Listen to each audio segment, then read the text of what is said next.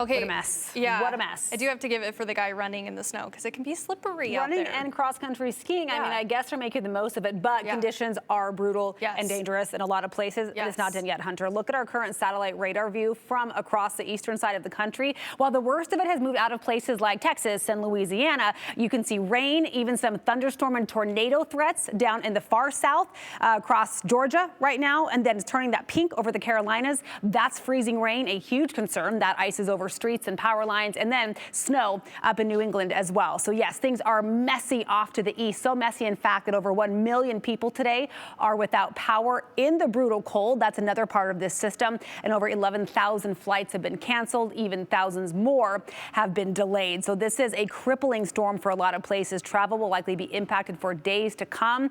And again, the cold is a big part of this because the precipitation, whether it's snow, ice, or sleet, will just freeze in place as that Arctic air has plunged all the way across the midsection of the country. So 2/3 of the country seeing brutal cold. Dallas, Texas at 21 right now. Houston at 27. Look at Minneapolis at 2 degrees. Air temperature of 8 below in Bismarck.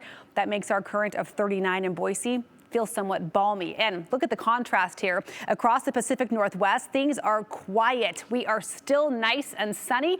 That's the good news. That's a nice change after kicking that inversion to the curb on Friday into yesterday. But unfortunately, as things stay very quiet for us in the days to come and high pressure starts building back in from the south, I do think we will start seeing an inversion redevelop later in the week. So in the short term, we'll stay clear tonight. We'll start off very cold tomorrow. Look what comes in tomorrow, though. We'll see those clouds increase throughout the day on Monday, likely clearing out overnight Monday into Tuesday before another round of clouds comes in on Tuesday. So we'll kind of have this copy and paste pattern. Might start off clear, very cold in the mornings, then cloud cover coming in the afternoons.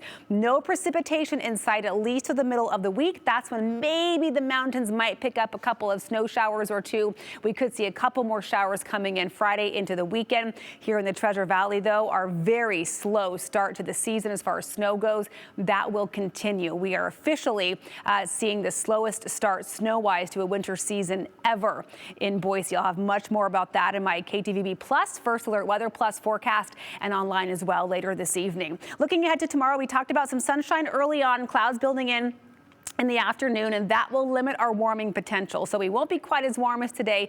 It won't look quite as pretty as today, but it will be cold enough in the morning. Frosty windshields across the board. Teens for Ontario and Caldwell will wake up to 22 in Boise. Upper teens for the Magic Valley tomorrow. Below zero again in Stanley. Barely above zero early on in McCall. Again, sunshine early, clouds in the afternoon. That means high temperatures will hover maybe mid to upper 30s across the Snake River Plain. We'll land at 38 in Mountain Home. Twin Falls, you'll be flirting with 40 tomorrow, not quite there. And then we'll see 30s and 20s up in the mountains. Pretty seasonable for this point in January. Few degrees cooler than average, but a much greater temperature swing compared to last week when we saw those high and low temps, only maybe a 1 to 2 degree difference from morning to afternoon. That has gotten shaken out. That's the good news. And then after this, we start a slow bit by bit warm up. We'll tack on a couple degrees of warmth every day through the end of the month.